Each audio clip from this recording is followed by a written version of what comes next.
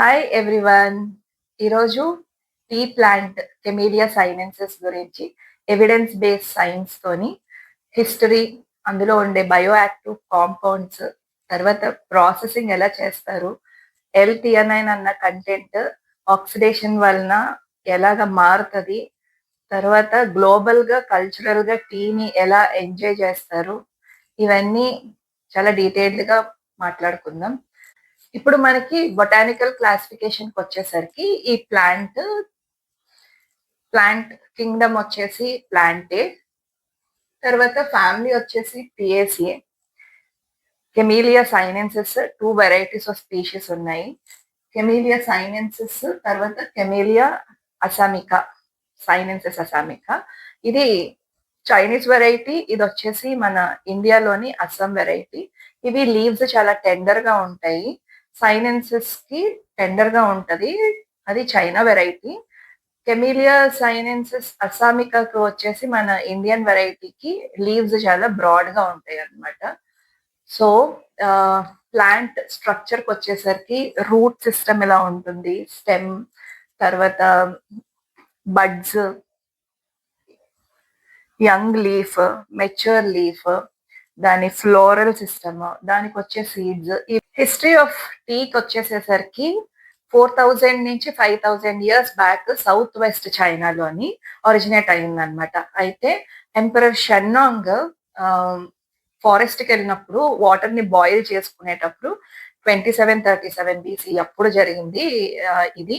అప్పుడు ఏం జరుగుతుందంటే వాటర్ ని బాయిల్ చేసుకునేటప్పుడు అందులో ఈ టీ లీవ్స్ పడేసరికి అందులో ఉండే పాలిఫెనాల్స్ వాటి వలన అతనికి తాగిన తర్వాత చాలా సూదింగ్ అనిపిస్తుంది అనమాట. గ్లోబలైజేషన్ అవ్వటానికైతే మాత్రం మెయిన్ గా 2 పిల్లర్స్ అని చెప్పుకోవాలి వీళ్ళని, Bruce brothers and Robert fortune. వీళ్ళు ఏం చేశారంటే చైనా నుంచి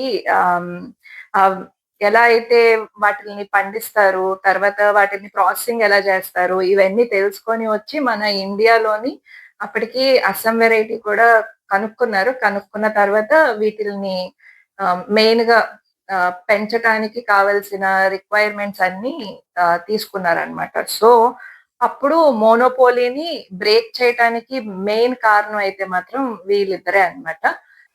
మన ఇండియాకి ఎలా స్ప్రెడ్ అయింది అన్నది తెలుసుకుందాం. అప్పటికి మన ఇండియాలోని బ్రిటిషర్స్ మన ఇండియన్ రూల్ చేస్తూ ఉండేవారు అనమాట. సో అప్పుడు ఈ అస్సాంలోను, డార్జిలింగ్ లోను, తర్వాత నీలగిరీస్ లోను, కాంగ్రాలోను మనకి కల్టివేషన్ ఉండేది. తర్వాత చైనాని బీట్ అవుట్ చేసేసి సో కాల్డ్ బ్రిటిషర్స్ దీన్ని బాగా ట్రేడ్ లోకి తీసుకొని వచ్చారనమాట. సో ఇలా గ్లోబలైజేషన్ జరిగింది. మెయిన్ గా చాలా కంట్రీస్ ఇప్పుడు టీని పండిస్తున్నాయి. అయితే ఇప్పుడు China, India, Kenya, Sri Lanka, Vietnam, Indonesia, Turkey, Bangladesh, ఇలా చాలా కంట్రీస్ వీటిని కల్టివేట్ చేస్తున్న టీకి ఫస్ట్ టెండర్ లీవ్స్ ని ప్లక్ చేసిన తర్వాత వాటిని స్టీమింగ్ కానీ లేకపోతే పాన్ ఫ్రైయింగ్ కానీ పెట్టిన తర్వాత అప్పుడు వాటిని రోలింగ్ చేస్తారనమాట. రోలింగ్ చేసిన తర్వాత వాటిని డ్రై చేస్తారు. ఇలా చేయటం వల్ల ఏమవుతుందంటే దాంట్లో ఉండే క్లోరోఫిల్ అలానే ఉంటది, ఉండడం వల్ల అది గ్రీన్ కలర్ లోనే కనిపిస్తుంది.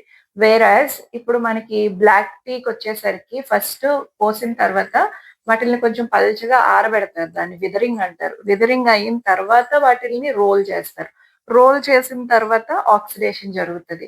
ఆక్సిడేషన్ జరిగిన తర్వాత వాటిని డ్రై చేస్తారు అనమాట. దీని వల్ల ఏమవుతుందంటే ఇప్పుడు స్టీమింగ్ ను పాన్ ఫ్రైయింగ్ చేయటం వలన ఆక్సిడేషన్ ని ఆపేస్తారు కంప్లీట్ గా, కానీ ఇక్కడ ఆక్సిడేషన్ ని ఆపట్లేదు. సో బ్లాక్ టీకి గ్రీన్ టీకి డిఫరెన్సియేషన్ ఏంటంటే ఆక్సిడేషన్ అనమాట. నెక్స్ట్ ఇప్పుడు టీని ప్రాసెస్ చేసేటప్పుడు మొత్తం 8 టైప్స్ ఉన్నాయి కదా, వాటి ప్రొసీజర్ ఎలాగో ఒక్కొక్కటి ఎక్స్ప్లెయిన్ చేస్తాను. ఇప్పుడు ఇది మాచా. మాచా అన్నది మొత్తం లీఫ్ నంతటిని పౌడర్ చేసి దాన్ని హాట్ వాటర్ లో కానీ లేకపోతే కొంతమంది మిల్క్ లోను రకరకాలుగా తీసుకుంటారు. అయితే అది ఇన్ఫ్యూజన్ కాదు, హోల్ లీఫ్ ని పౌడర్ చేస్తారనమాట. ఫస్ట్ ఇలాగా ప్లక్ చేసిన తర్వాత వాటిని స్టీమింగ్ చేసిన తర్వాత డ్రై చేసిన తర్వాత స్టోన్ గ్రైండ్ ఉంటది. స్టోన్ గ్రైండర్ అంటే ఇలాగ గ్రైండ్ చేయటానికి ఉంటదనమాట. ఆ స్టోన్ గ్రైండింగ్ అయిన తర్వాత వచ్చే ఫైనల్ ప్రోడక్టే మాచా పౌడర్. సో, అది ఫుల్‌గా కన్జ్యూమ్ చేస్తారు. నెక్స్ట్ గ్రీన్ టీకొచ్చేసరికి ఏమవుతదంటే, ప్లక్ చేసిన తర్వాత వాటిల్ని ఫిక్స్ చేస్తారు. ఇలాగ స్టీమింగ్ చేసి. చేసిన తర్వాత ఇలా రోలర్స్ ఉంటాయన్నమాట. ఇలా రోల్ జేస్తారు. అయితే కొంతమంది హ్యాండ్‌తో రోల్ జేస్తారు. కొంతమంది ఇలాగ మెషిన్స్‌తో రోల్ జేస్తారు. ఆ రోల్ చేసిన తర్వాత వీటిల్ని డ్రై జేస్తారనమాట. సో, ఇలా గ్రీన్ టీ ఒస్తది. వైట్ టీ అని చెప్పేసి ఇక్కడ చాలా ఫ్రెష్‌గా, టెండర్‌గా ఉండి 2 లీవ్స్ ఒస్తాయి కదా! వాటిల్ని హ్యాండ్ పిక్ చేస్తారనమాట. వాటిల్ని కొంచెం పరిచి ఎండబెడతారు. విథరింగ్ జేస్తారు. దాన్ని వైట్ టీ అంటామనమాట. సో, వీటిల్లోని యాంటీ ఆక్సిడెంట్స్ ఎక్కువుంటాయి. ఎల్-థియనైన్ కాంపౌండ్స్ ఎక్కువుంటాయి. క్లోరోఫిల్ ఎక్కువుంటది. ఓకే. నెక్స్ట్ వచ్చేసి ఇప్పుడు యెల్లో టీ, ఉల్లుంగ్ టీ ఈ రెండిట్లిలోనూ పార్షియల్ ఆక్సిడైజేషన్ జరుగుతదనమాట. అండ్ ఇక్కడ బ్లాక్ టీకొచ్చేసరికి ఆక్సిడేషన్ ఫుల్‌గా జరుగుతది. ఫుల్లీ ఆక్సిడైజేషన్ జరుగుతది. జరిగిన తర్వాత అప్పుడు ఎండబెడతారు. ఇది ఫర్మెంటేషన్ జరుగుతదనమాట. ఇందాకన ఉన్న బ్లాక్ టీలో ఫర్మెంటేషన్ ఉండదు. ఫుల్లీ ఆక్సిడేషన్ జరుగుతది. ఇక్కడ డార్క్ టీకొచ్చేసరికి ఈ ప్రాసెస్ అయిన తర్వాత, ఆక్సిడేషన్ అయిన తర్వాత మైక్రోబియల్ ఫర్మెంటేషన్ పెడతారు. పెట్టిన తర్వాత ఎండబెట్టి వాటిల్ని ఇంకా కొన్ని నెలలు కానీ, సంవత్సరాలు కానీ ఉంచిన తర్వాత వాటిల్ని ఒక ఉండలాగా తయారు జేస్తారు. ఇలా రౌండ్‌గా ఫార్మ్ జేస్తారు. ఎంత ఏజ్ ఎక్కువైతే అంత అరోమా బావుంటదని చెప్పి చెప్తారనమాట. నెక్స్ట్ వచ్చేసి కాంబోజా.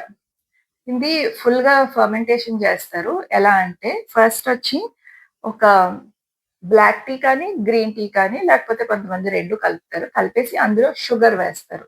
ఆ షుగర్ సిరప్ వేసిన ఆహ్, బ్లాక్ టీ కానీ, గ్రీన్ టీ కానీ పక్కనుంచుకొని దాన్ని కాసేపు కూల్ చేసిన తర్వాత అప్పుడు స్కాబీ అని చెప్పి ఏసిన తర్వాత ఫర్మెంటేషన్‌కి 7-14 డేస్ ఉంచి అక్కడ అందులో గుడ్ బాక్టీరియాను, ఈస్ట్ కలిపి ప్రోబయోటిక్స్‌ని తయారు చేస్తాయన్నమాట. సో, దాన్ని తీసుకోవటం వలన ఏమవుతదంటే గట్ యొక్క మైక్రోబయోమ్ చాలా హెల్తీగా ఉంటదన్నమాట. గుడ్ స్ట్రెయిన్స్ ఉంటాయి.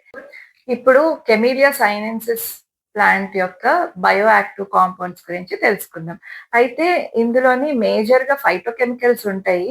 మేజర్ న్యూట్రియంట్స్ కానీ, మైనర్ న్యూట్రియంట్స్ కానీ చాలా నెగ్లిజిబుల్. ఫైటోకెమికల్స్‌లో కూడా పాలిఫినాల్స్‌లోని కెటకిన్స్ 4 టైప్స్ అవి EGCG, EGC, ECG and EC ఈ 4 కాంపోనెంట్స్ ఉంటాయి. తర్వాత హ్మ్. థియాఫ్లావిన్స్, థియారూబిగిన్స్, థియాబ్రోనిన్స్, ఎల్-థియానైన్, కెఫెన్, థియాబ్రోమైన్, థియోఫిలిన్ ఈ కాంపౌండ్స్ అన్నీ టీలో అబండెంట్‌గా దొరుకుతాయన్నమాట.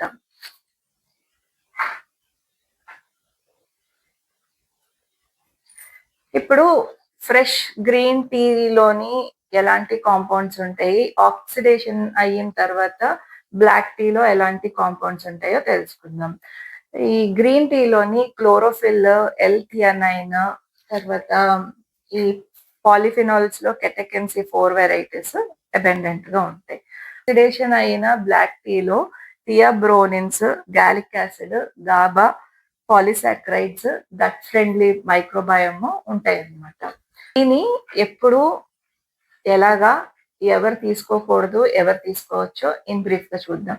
ఇప్పుడు చాలా స్ట్రెస్‌ఫుల్ లైఫ్ ఉండటం వలన చాలా మందికి acidity, gastritis, IBS, IBD, constipation, diarrhoea specific conditions ఉంటున్నప్పుడు వాటిల్ని తీసుకోకుండా అవాయిడ్ చేయడం బెటర్. ఐరన్ డెఫిషియన్సీ ఎనీమియా ఉన్న వాళ్ళు కూడా టీ తీసుకోకుండా ఉండటం బెటర్ అన్నమాట. ఎందుకంటే వాటిల్లో ఉండే ఫైటోకెమికల్స్ మనకి ఐరన్ అబ్సార్ప్షన్‌ని తగ్గించేస్తదన్నమాట. ఎవ్రి ఇండివిడ్యువల్ టీని ఎప్పుడు కన్జ్యూమ్ చేస్తే బెటరో తెలుసుకుందాం. ఎర్లీ మార్నింగ్ తీసుకోకుండా మీల్స్ అయిన 1 ఆర్ 2 అవర్స్ అయిన తర్వాత తీసుకుంటే బెటర్ అన్నమాట. బ్రేక్‌ఫాస్ట్ తర్వాత తీసుకున్నా బెటరే. ఈవినింగ్స్ తీసుకోవటం వలన దాంట్లో ఉండే కెఫెన్ వలన నిద్ర పట్టకపోవచ్చు. సో, బెటర్ అవాయిడ్ చేయటం బెటర్ ఆప్షన్. ఇప్పుడు హెల్తీయే కానీ టీ మనకి ఎలా పండిస్తున్నారు, ఎలా వస్తుంది అన్నది తెలుసుకోవటం చాలా ఇంపార్టెంట్. దాని ప్యాకేజింగ్ కూడా చాలా ఇంపార్టెంట్. ఎందుకంటే మనకి టీని పండించేటప్పుడు పెస్టిసైడ్స్, హెర్బిసైడ్స్, ఫంగిసైడ్స్ ఇలా కెమికల్స్ చాలా యూజ్ చేసి టీ ప్రొడక్షన్ తొందరగా రావాలని వాటిల్ని యూజ్ చేయటం వలన అవి ఇండైరెక్ట్‌గా మనం తీసుకుంటాం. సో, మనం టీని కొనుక్కునేటప్పుడు అవి ఎలాంటి ప్రాసెస్ అయ్యింది అన్నది చూసుకోవడం బెటర్ ఆప్షన్. అదే విధంగా మనం ఇప్పుడు టీని ప్లాస్టిక్ బ్యాగ్స్‌తోని తీసుకొని వాటిల్ని డిప్ చేసుకొని స్టీప్ చేసి తీసుకోవటం వల్ల అందులో ఏమవుతదంటే ఈ so called micro plastics, nano plastics దాంతో పాటు వచ్చి మనకి అబ్జార్బ్ అయిపోతాయన్నమాట. ప్లాస్టిక్ కూడా మన బాడీలో అబ్జార్బ్ అవుద్ది. సో, అవి తీసుకోకుండా ఎకో ఫ్రెండ్లీ ఉండేవి వస్తున్నాయి ఇప్పుడు. అది తీసుకోవటం బెటర్ ఆప్షన్ అన్నమాట. నెక్స్ట్ గ్లోబల్‌గా కల్చరల్ యాస్పెక్ట్స్ ఆఫ్ టీ తీసుకుంటే చైనా వాళ్ళు ఎక్కువగా ఏంటంటే అరోమా మీద ఫోకస్ చేస్తారనమాట. అందుకని వాళ్ళు చాలా మల్టిపుల్ ఇన్‌ఫ్యూజన్స్ అంటే ఎక్కువ సార్లు వాటర్ పోసి, మళ్ళీ ఇన్‌ఫ్యూజన్ అయిన తర్వాత మళ్ళీ ఇంకొకసారి ఇన్‌ఫ్యూజన్ అలా మల్టిపుల్ టైప్స్ ఆఫ్ ఇన్‌ఫ్యూజన్స్ చేస్తారనమాట. తర్వాత జాపనీస్ ఏం చేస్తారంటే మైండ్‌ఫుల్‌నెస్‌గా ఉండడం కోసం అని చెప్పి వాళ్ళు గ్రీన్ టీని సెలబ్రేట్ చేసుకుంటారు బాగా. సింబాలిక్ రిచువల్ అన్నమాట జాపనీస్‌కి. మన ఇండియన్ చాయ్‌కొచ్చేసరికి మనకి మిల్క్ కలుపుకోవటం, తర్వాత స్పైసెస్ కలుపుతాము. సో, జింజర్ కలుపుతాము. అది మన Indian way of tea consumption అన్నమాట. బ్రిటిషర్స్ వచ్చేసరికి వాళ్ళు కూడా మిల్క్ కలుపుకుంటారు. కానీ ఎక్కువగా ఆఫ్టర్‌నూన్ వాళ్ళు టీ తాగటానికి ప్రిఫర్ చేస్తారనమాట. తర్వాత ఇక్కడ మిడిల్ ఈస్టర్న్ వాళ్ళకి మింట్ టీ ఫేమస్ అన్నమాట. టీలోనే మింట్ లీవ్స్ యాడ్ చేసుకుంటారు. సో, దానికి మిడిల్ ఈస్టర్న్ మింట్ టీ అని వచ్చిందనమాట. ఇలా రకరకాలుగా గ్లోబల్‌గా టీని ఎంజాయ్ చేస్తారనమాట.